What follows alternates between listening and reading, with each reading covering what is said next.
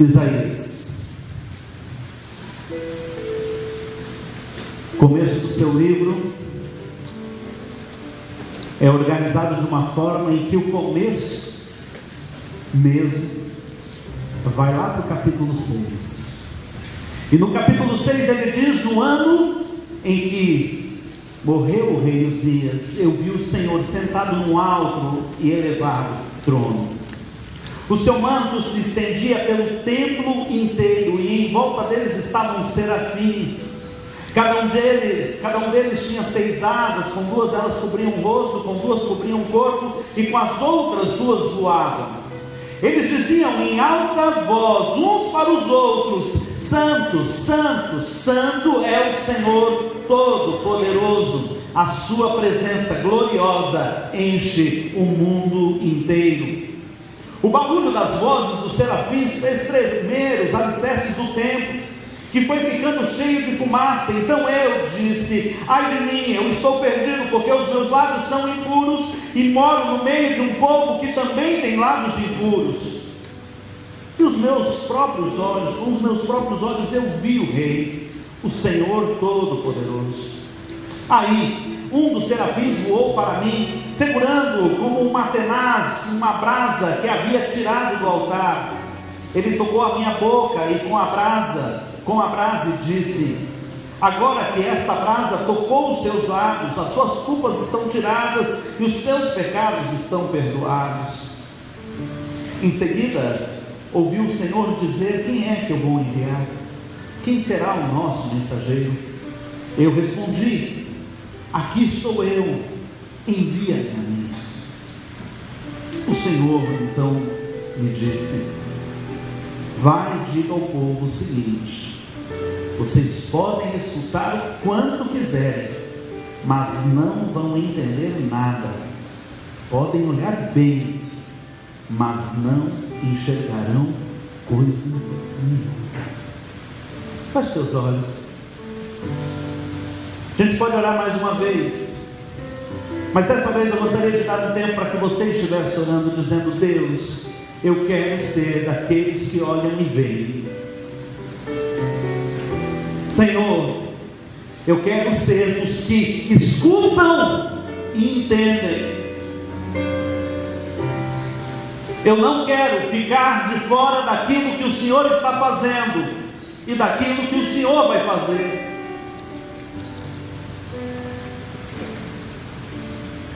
Você pode orar? Você pode dizer a Deus: Senhor, eu não quero ficar fora do avivamento que o Senhor vai fazer soprar sobre a vida do teu povo.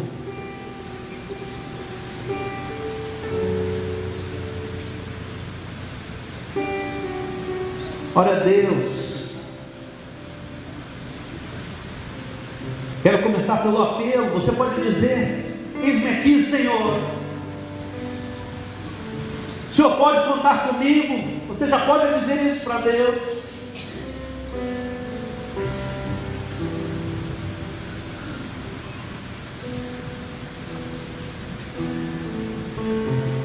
Ouve a oração do teu povo e minha súplica, meu Deus. Ouve a oração do teu povo e tem misericórdia, em nome do Senhor Jesus. Amém. Uma das coisas que eu costumo ficar admirado aqui em Vitória é os meninos nascidos aqui, a facilidade, a ousadia que eles têm de romper o mar. Muitos deles e nadam e vão para águas mais profundas. Eu fui criado no mato,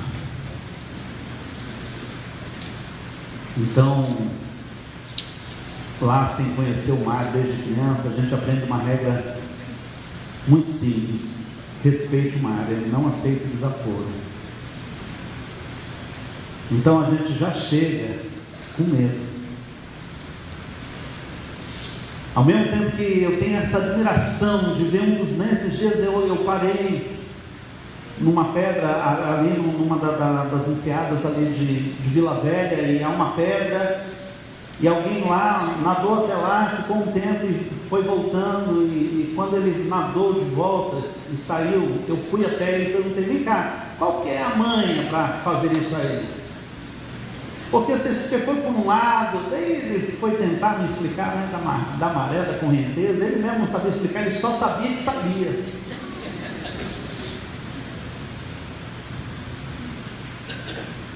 E quando se trata de mar, eu tenho muito temor de águas profundas. Eu vou até onde o meu pescoço fica para fora. Você já viu criancinhas que parece que estão assim, se acabando de brincar, né?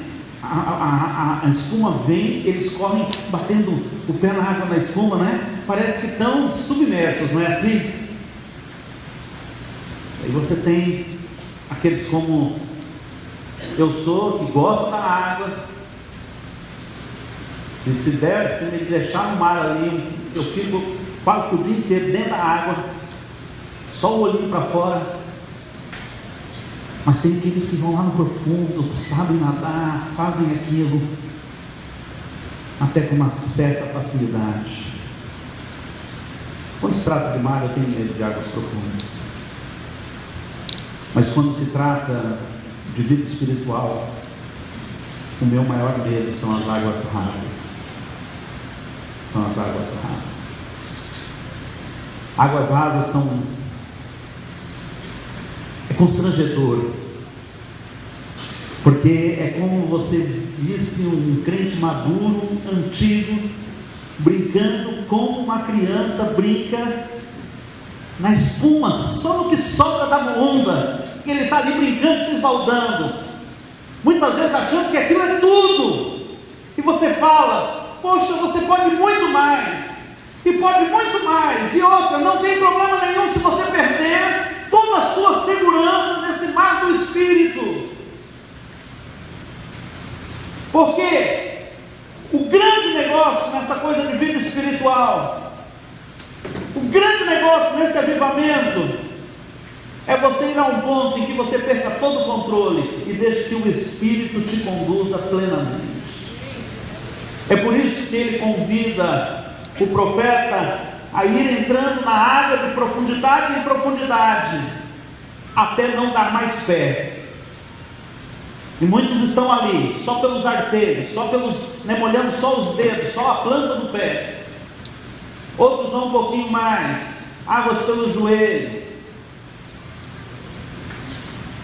Os pais vieram passar um tempo aqui, é muito interessante, porque minha mãe tem uma cirurgia no joelho e ela perdeu a confiança dentro da água, mas ela gosta muito da água. Mas o limite, enquanto o meu limite é o pescoço, o limite dela é o joelho. Na vida espiritual tem gente que fala: vou nesse limite. Tem uns que vão um pouquinho mais. Tem outros que avançam até a altura do peito. Mas tem gente que diz: eu quero tudo. Eu vou até onde não dá pé, para que eu seja totalmente conduzido pelo Espírito. Águas rasas são um problema na vida espiritual. Nosso tema nesse ano é avivamento. Minha vida em movimento. E a cena da música que o Dirley consagrou nessa noite é o tema, que é a palavra que eu vou trazer é sobre esse texto.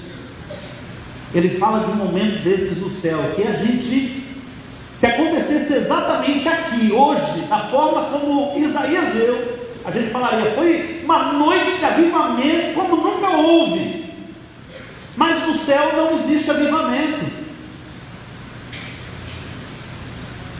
No céu o que existe é uma vida constantemente em movimento. É isso que acontece no céu. Os anjos não precisam ser avivados. Aqueles anciãos de dias não precisam ser relembrados de que Deus é extraordinário. Eles estão, mesmo que cobrindo a sua face, porque nem eles podem olhar a glória do Senhor, mas sabem que aquela presença os invade de tanta maneira que não é um avivamento, na realidade é uma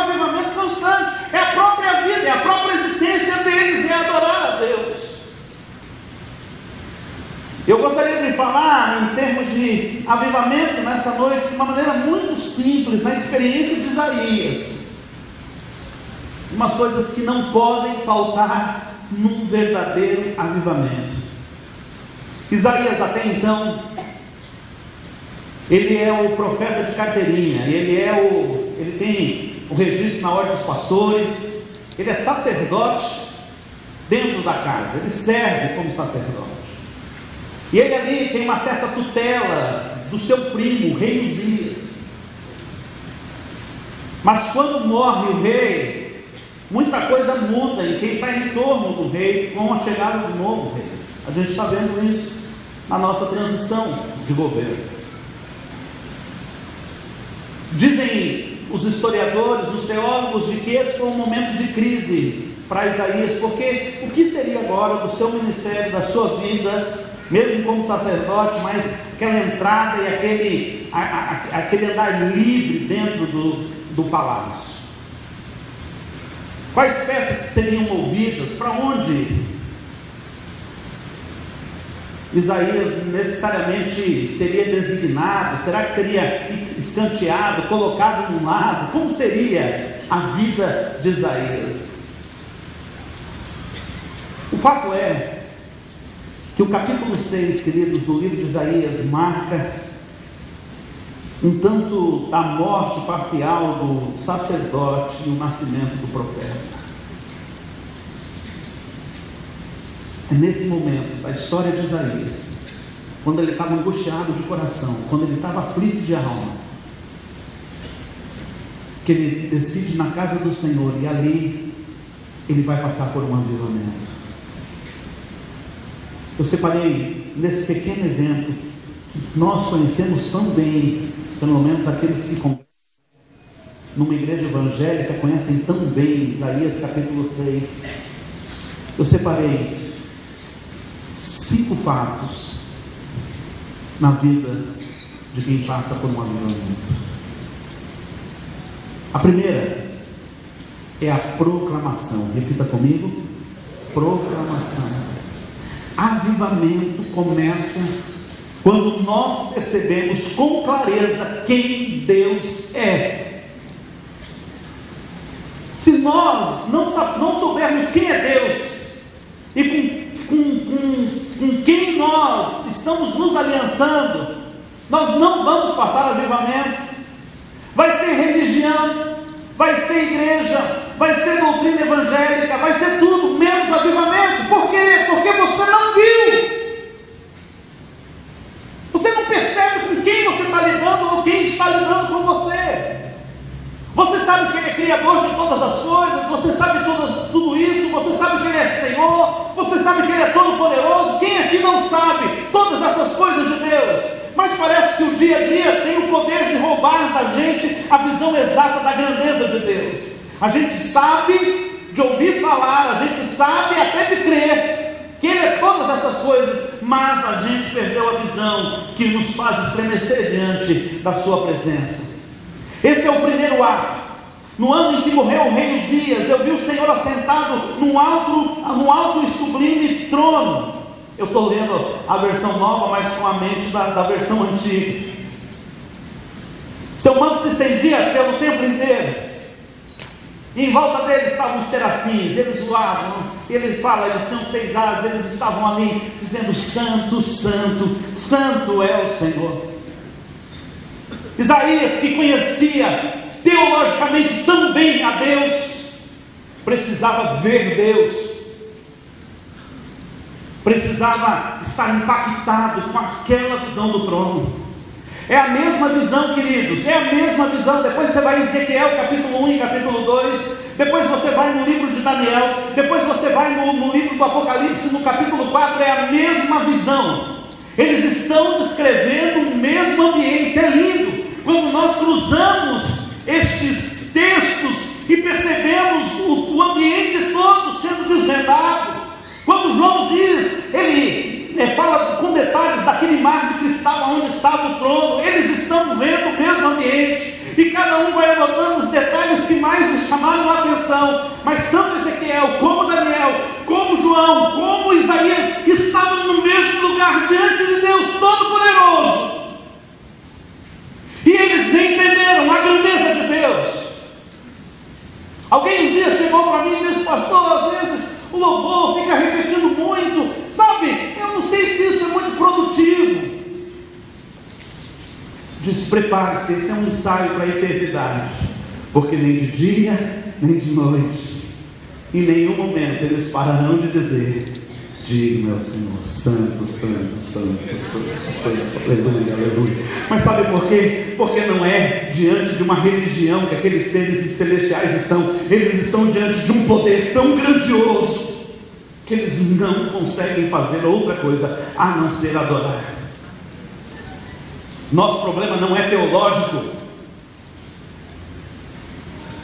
Não falta para nós um avivamento por falta de uma boa teologia. Falta para nós a clareza de quem é Deus, de nos derramarmos na sua presença, de olharmos a sua grandeza e não termos mais interesse nenhum em outra coisa a não ser olhar e dizer: santo, santo, santo, santo. Deus me perdoe o que eu vou falar agora. Eu fui fazer uma visita no estádio do Corinthians, e lá eles fizeram um símbolo do Corinthians, todo em aço, pastor. Que lá foi muito dinheiro do povo. Deus me livre. Foi quase o tempo que eu deixei de ser corintiano. É tão lindo de ver, que a gente andava, volta e meia, você queria tirar mais uma foto, você queria fazer mais uma filmagem, você queria olhar, porque era muito bonito, era muito grande. Uma coisa física, uma coisa totalmente limitada, mas os nossos olhos são capturados. Você já foi conversar com alguém quando a TV está ligada na sala? Quem já foi fazer uma visita e no meio da visita a TV está ligada, volta e meia você está olhando para a TV? Quando eu chego na casa de alguém, primeira coisa que eu peço é uma visita, eu falo: gente, desliga a televisão, porque volta e meia o meu olhar é roubado pelo brilho da terra. Quando você está diante de Deus, o seu olhar fica vidrado. É tanta glória, é tanta grandeza, é tanta majestade, que aqueles 24 anciãos, que os serafins e todos que habitam aquele ambiente da glória não conseguem fazer outra coisa a não ser dizer: santo, santo, santo. Você tem visto Deus? Você tem observado Deus em toda a sua glória, em toda a sua majestade? Muitas vezes nós somos elevados em momentos difíceis da nossa vida para a gente reencontrar com Deus. Não é porque Ele não estava mais lá, não é porque em algum momento Ele se ausentou. Nós perdemos a visão, a gente pegou tantos outros interesses menores, foi trazendo para a nossa vida, que a gente está tão desfocado, tão desatento.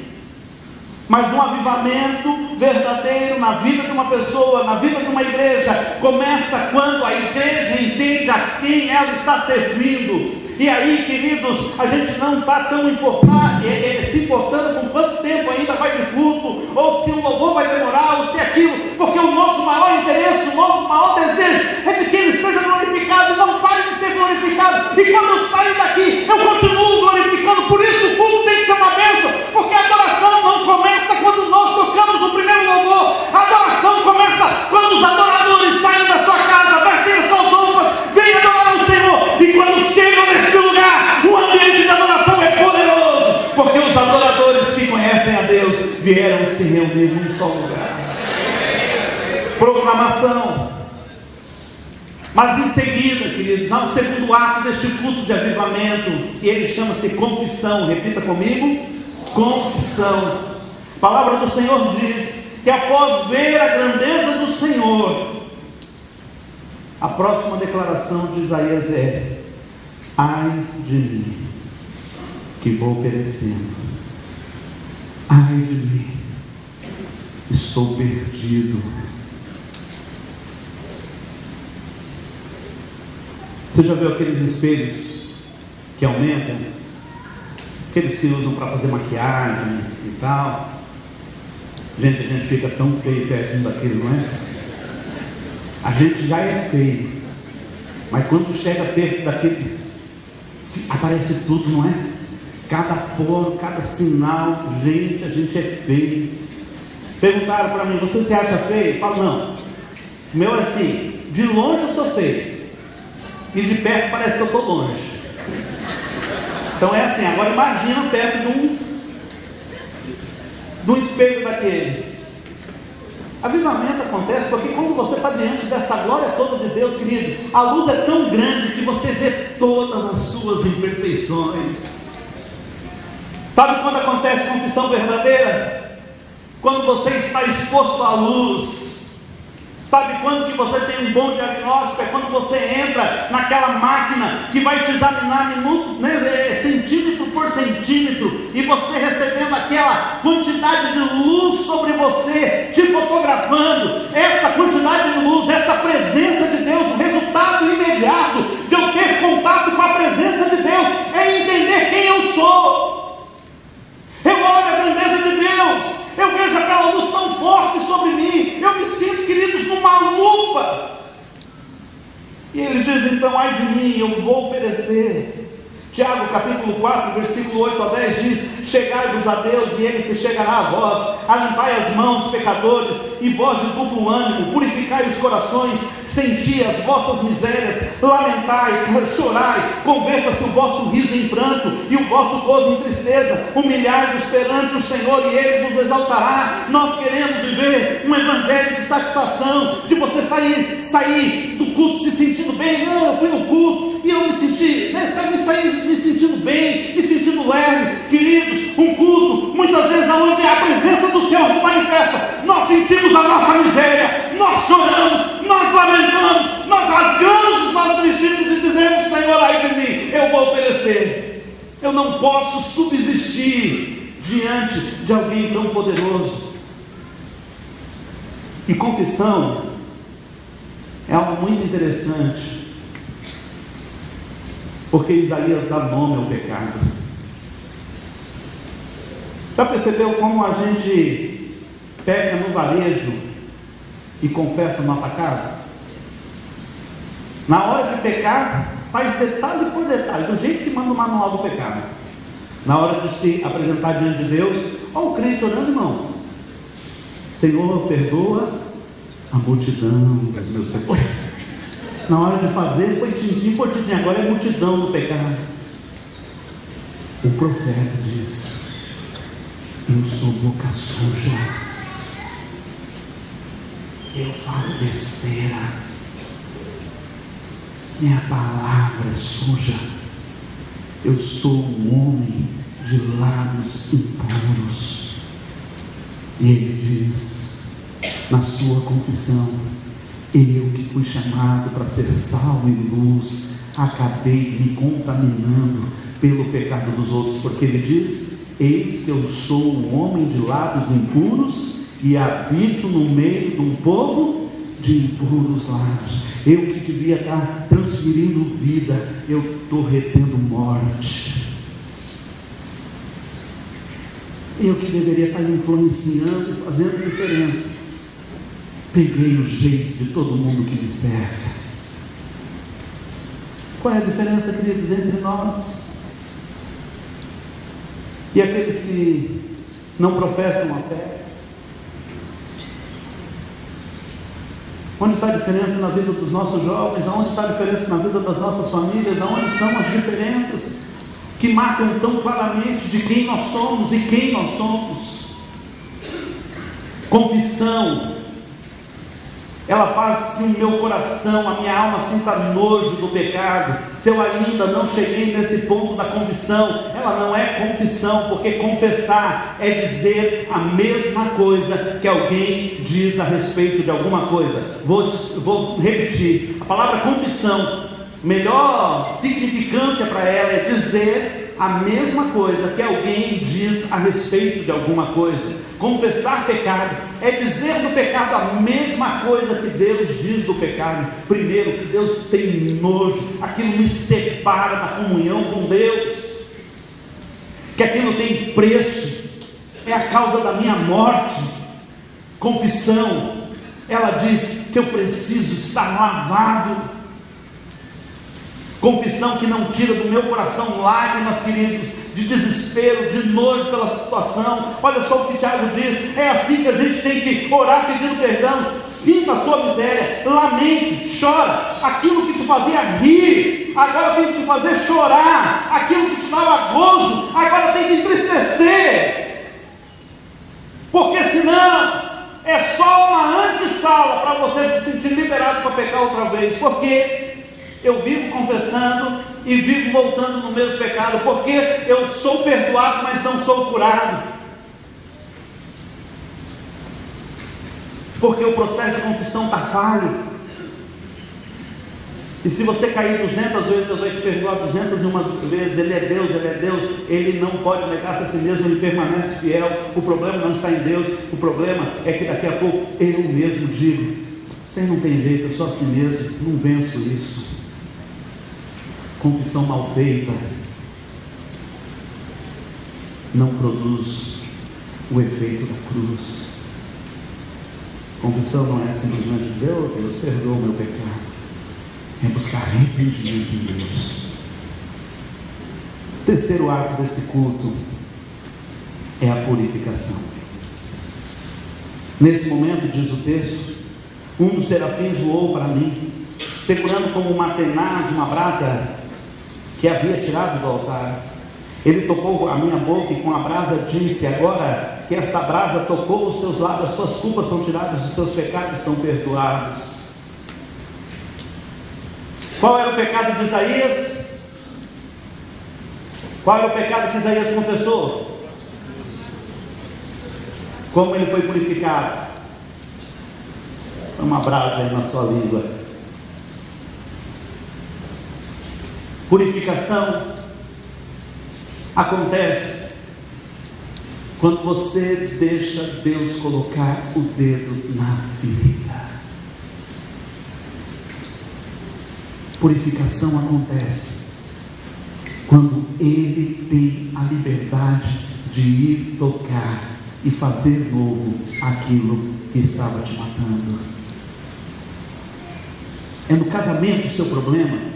Hoje, na hora de orar a Deus, confesse seus pecados, confesse como que você está fazendo com que esse casamento ele vá ficando sem cura, ele está ali doendo, está machucando. Confesse, não confesse o pecado do outro, não vai dizer para Deus o que você quer mudar do outro, confesse o seu pecado e tenha coragem de dar o passo seguinte: Senhor, aqui está a minha vida, toca onde precisa ser tocado. Aquele homem seria usado como um profeta, mas ele tinha um problema sério entre o chamado de Deus, entre a promessa de Deus e a sua situação atual, e era o seu pecado de palavra, de boca suja, lábios impuros. E Deus disse: eu preciso trabalhar nisso, antes de te usar, eu preciso trabalhar nisso na sua vida. Avivamento começa quando eu vejo Deus. É a proclamação, é a exaltação a Deus. Avivamento acontece quando, diante da presença de Deus, eu entro em confissão dos meus pecados, mas ela continua na minha vida quando Deus pode trabalhar na área que eu preciso ser trabalhado. Você tem coragem de deixar Ele tocar com brasa viva? Deus está aqui. Quanta gente guardando mágoa no coração, para ter o direito de dizer: você errou comigo. Tem coragem hoje de deixar essa certidão de dívida que está na sua posse, na presença de Deus, para Ele queimar e dizer: você perdeu o direito. Eu vou curar os seus relacionamentos, vou mudar a sua vida sim, mas vai ser do meu jeito, e vai ser tocando as áreas mais delicadas. Logo em seguida, vem o desafio. Eu chamo de provocação. É o quarto ato do culto. A provocação é quando Deus diz: quem é que eu vou enviar? Quem será o nosso mensageiro? Não é a primeira vez que Deus faz essa pergunta. Para Caim, ele fez de uma outra maneira. Ele disse: aonde está o teu irmão? Qual foi a resposta de Caim? Eu sou responsável pelo meu irmão, agora eu que tenho que dar conta do meu irmão? Deus faz essas perguntas tão simples e tão difíceis para a gente. Não é a primeira vez. Ezequiel diz que ele procurou um que se colocasse na brecha, mas não encontrou ninguém. Alguém que pudesse estar ali, se colocando entre Deus em uma situação de tragédia, de desespero, e não havia ninguém. A provocação de Deus vem tantas vezes, através de perguntas difíceis de responder. Quando Judas vem trazer as pessoas para prenderem Jesus, ele dá um beijo. Qual é a expressão de Jesus? É com um beijo que você trai o Filho do Homem. Não é isso que está lá? Sabe como que é essa tradução dessa pergunta para a gente hoje? Vem cá, é assim, levantando a mão para mim, cantando alto, que você vai me trair, me beijando aqui e me traindo lá fora. É assim, Judas? É assim, Eli? É assim que você decidiu me trair? Você não chutou o balde, você não fez. Não, você veio aqui me dar um beijo. Você veio aqui na minha intimidade. Você veio como um amigo. É assim, viver uma vida de crente desse jeito, é assim que você decidiu me trair? Olha que pergunta difícil. É o próprio profeta Isaías que desvenda o coração de Deus. De que me serve a multidão dos seus sacrifícios? Eu estou farto dos holocaustos de carneiro, da gordura de animais cevados. Eu não me agrado do sangue de novilhos, nem de cordeiros, nem de bodes. Quando vocês vêm comparecer perante mim, quem te pediu isso para vocês que viessem pisar nos meus átrios? Parem, não continuem a trazer ofertas vãs. O incenso para mim é abominação, as luas novas, os sábados, as convocações das congregações. Eu não posso suportar iniquidade associada ao ajuntamento solene. Tem gente que está olhando para o relógio muitas vezes no culto e fala: que hora que vai acabar? Posso te falar uma coisa? Muitas e muitas vezes é Deus quem está dizendo: que hora sim isso vai acabar? Que palhaçada é essa? Quem pediu isso? Que a gente estivesse aqui reunido, vindo bater carteirinha de crente, assistir culto e vivendo uma vida de iniquidade lá fora. Ele odeia o ajuntamento solene aliado à iniquidade.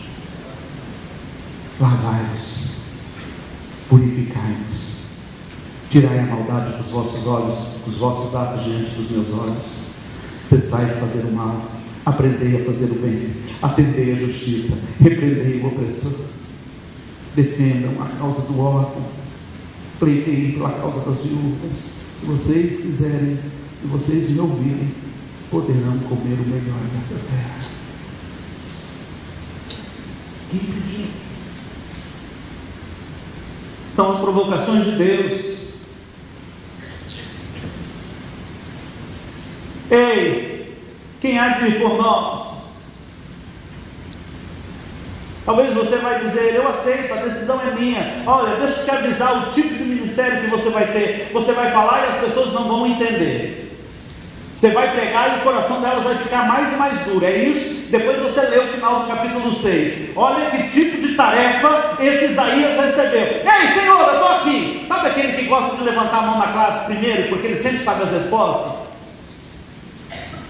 Isaías levanta assim, é que nem o Pedro. Senhor, eu estou aqui, Ah, você está?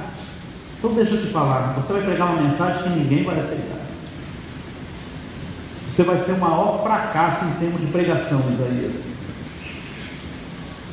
Porque quanto mais você falar, mais duro o coração das pessoas vai ficar. Senhor, eu não vou te trair, Senhor, eu não. Aí ele cai daqui a pouco, é Pedro agora que eu estou falando. Ah, é isso que você quer, Pedro? Então é o seguinte: sobre o jeito que você vai morrer, você não vai decidir. Sabe, Pedro? Quando você está todo empolgado, quando você está todo no seu vigor, você vai para onde você quer, você vai do jeito que você quer, mas vai chegar um dia em que te levarão para onde você não quer. Ei Senhor, concede que os meus filhos possam sentar à tua direita, à tua esquerda, a mãe de João e Tiago, no dia em que tu tomares o reino, assumires o reino, eles podem estar ali em posição de destaque. Isso não está na minha mão decidir, mas beber o cálice que eu vou beber, pode ter certeza, esse eu garanto que eles vão beber. Um morreu esfaqueado, o outro foi frito em banha quente, para dar testemunho de Jesus Cristo. Eu estou querendo fazer um apelo para você nessa noite, para você não aceitar, mas a voz do Senhor está aqui, nos provocando, nos instigando, nos desafiando. E aí, tem alguém que quer assumir esse ministério?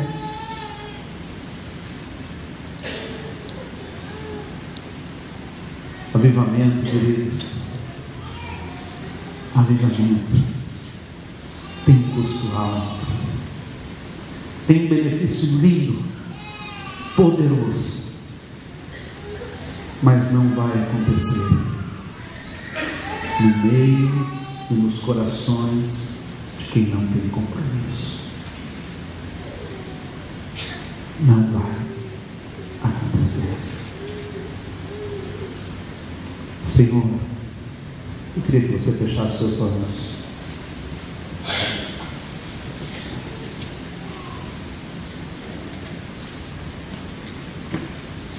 Livra-me da desobediência de Adão e Eva. Livra-me da inveja de Caim, da inveja dos irmãos de José, da sensualidade da mulher de Potifar, da inconsequência de Saul, do orgulho de Faraó, do fingimento de Dalila, da crítica de Tobias, da cobiça de Acã. Livra-me da ganância de Absalão, da indecisão de Jonas, da presunção do gigante Golias, da depravação dos sodomitas. Livra-me, Senhor, da falsa de senso e temor de Herodes. Livra-me do lavar de mão de Pilatos. Livra-me da ingratidão dos 9 leprosos, da desconfiança de Tomé, da traição de Judas, da avareza do moço rico. Livra-me da mentira de Ananias e Safira, da hipocrisia dos fariseus, da infidelidade dos não dizimistas, da cegueira dos idólatras. Livra-me, Senhor, da doutrina dos anticristos. Me ajuda a andar como Jesus andou, a viver como Jesus viveu, a adorar como Jesus adorou, a amar como Jesus amou. Me ajuda a orar como Jesus orou e, acima de tudo, se preciso for, me ajuda a morrer por ti, assim como Jesus morreu por mim.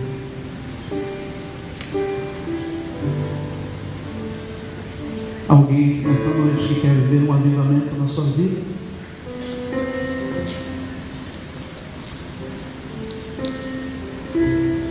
Alguém que quer com a sua própria vida dizer a Deus: aleluias, aleluias, aleluias, santo.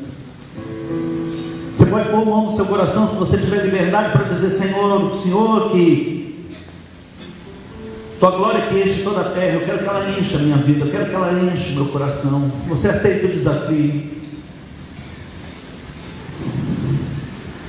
Há muitas coisas para deixar para trás, sim, há muitas coisas para deixar para trás, mas eu gostaria de inspirá-lo na vida de Paulo, quando ele diz: eu julgo todas essas coisas tão pequenas, porque nenhuma destas coisas, nenhuma das aflições, nenhuma das coisas que eu deixar para trás, nada pode se comparar com a glória que há de ser revelada. Ele diz ainda outra vez: eu não julgo que eu alcancei,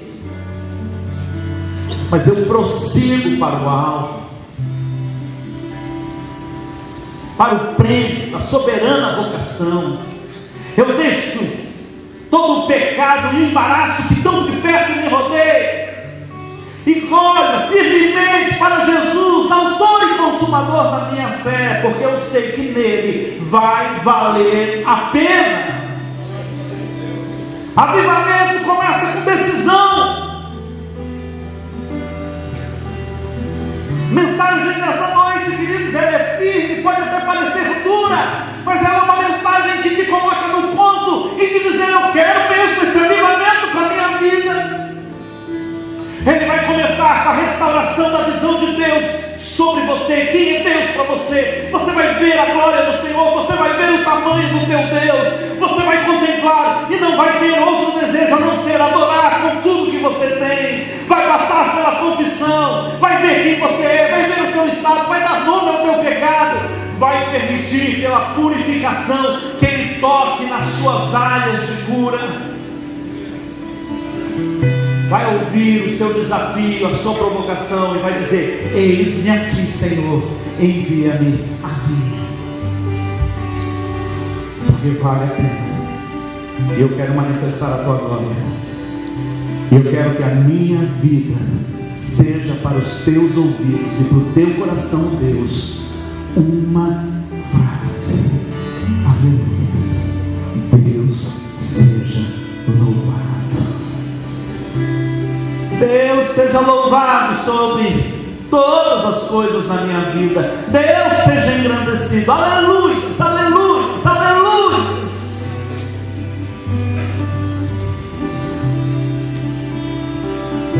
Quero convidá-las a colocar de pé. É orar ao Senhor, é fazer votos com Deus, a dar um passo à frente,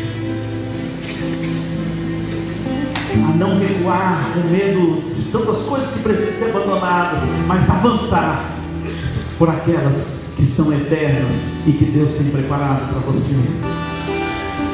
Você quer viver todas as virtudes de uma nova vida, de um novo tempo na sua história? Tenha coragem e avance. Avance.